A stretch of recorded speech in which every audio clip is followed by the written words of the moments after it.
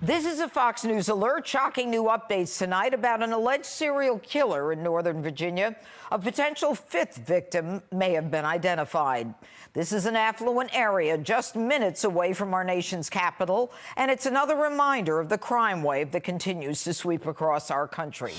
Joining me now to talk more about this case and so many others, Fraternal Order of Police National Vice President Joe Gamaldi and Andy Kahan, Crime Stoppers of Houston.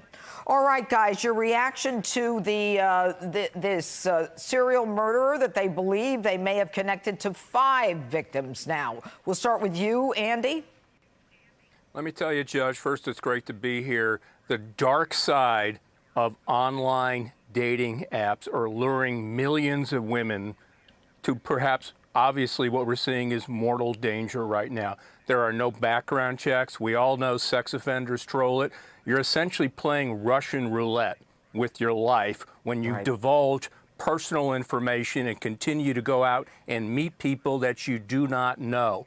It's almost like it's like a toy store for wannabe serial killers with an unlimited supply. Where they've got access. Joe Gamaldi, your thoughts on this?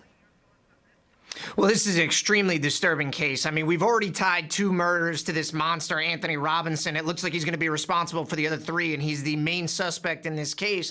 But I think what this really shows is this is a stark reminder to the American public of just how dangerous our country is right now. It's not like it was a few years ago.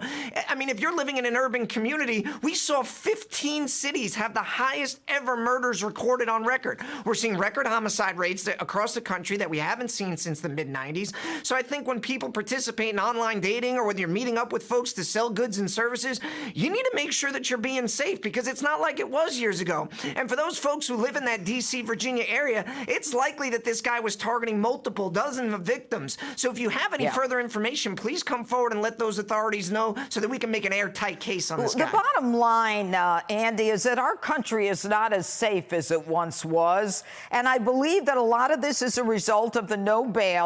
And you've got some very interesting statistics that you have 156 homicides that you can identify as being the result of defendants being out with no bail. You know, Crime Stoppers took on a project. We started noticing a trend, particularly people that were charged with murder that have been released on multiple felony bonds. They got a felony PR bond, which is a get-out-of-jail-free card, or they were out on bond and they forfeited their bond. We have identified 156 people that have been murdered by defendants in these categories, 119 since 2020.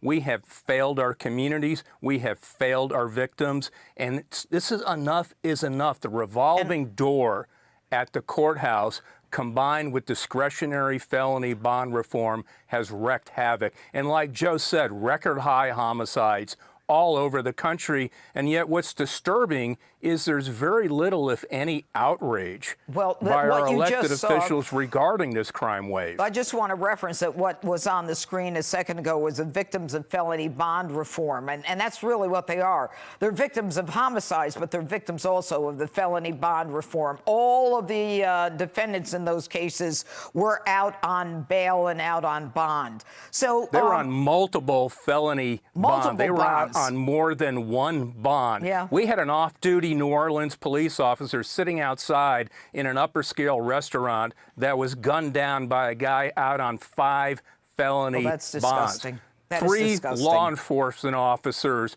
were murdered that are on this list as well. So, you know, end of story on this. I want to talk about what's happening in this country. And, Joe, you are very familiar with it. We know about San Francisco. We know what's happening in Chicago and in Philadelphia. And just this week, the DA in Manhattan has indicated that what I, as a prosecutor, prosecuted as armed robbery. You go in with an AR-15 and you point this at everybody in the jewelry store or in the whatever department store. But whatever you leave with, it doesn't matter. As long as nobody was shot, you got a petty larceny, which is basically like stealing a DVD.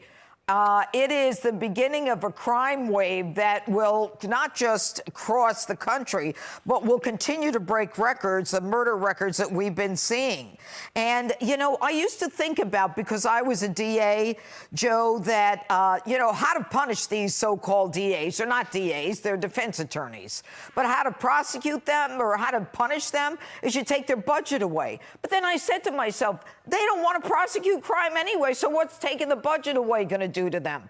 What's your take on what we can do to stop these crazy prosecutors, all Soros funded?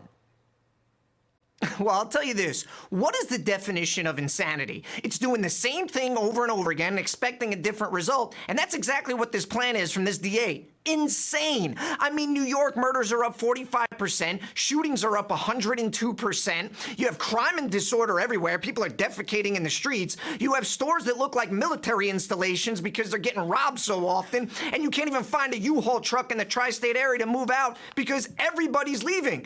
And this guy's bright idea, I mean, who in the hell in their right mind would think, let's go ahead and be even softer on crime? I mean, have we learned nothing over the last 2 years from all this crime and disorder that we've seen in our urban communities? And I think it's about time we start limiting prosecutorial discretion, because they're shoving down a toxic cocktail down the throats of Americans. We got Soros-funded puppet DAs who are cutting sweetheart deals. We got bail reform, which we've already said has been an unmitigated disaster. They're demonizing law enforcement, and what they're really doing is placing criminals over law-abiding, good citizens out there. And I'll tell you, what this DA is really showing the community is he doesn't give a damn about the community, only cares about his ideology. All right, you have 10 seconds, Andy. I mean, what do you do about DAs like this? Crime is issue number one. It's issue number two. It's issue 999 in the upcoming election cycle. I would encourage everybody to get involved and understand who you are voting for. Keep in mind, this district attorney was elected by the people of New York. They all were. All right, Andy and Joe, thank you so much.